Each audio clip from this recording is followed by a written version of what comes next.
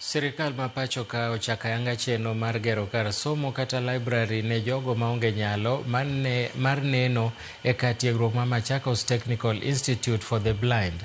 Chenro no biro bedo mokuongo kendo makende e Afrika ma ugwe gi madiere, ka bende obiro siro somo ne jopuonjre ma onge nyalo mar neno e kar tiegruok mar tije lwedo no.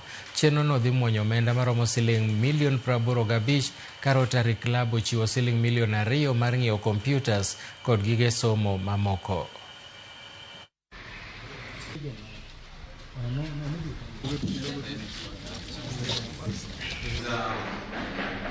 Even if the journey has been long, I thank the Almighty God, because comes November this year, I'll be leaving this institution with a diploma certificate in human resource.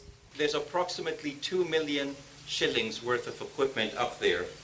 That includes the desktop computers that you've seen, the readers, the braille papers, the talking calculators, and indeed many areas of education that are covered up there. MTIB has stood as a beacon of hope and empowerment of persons with visual impairment over the years.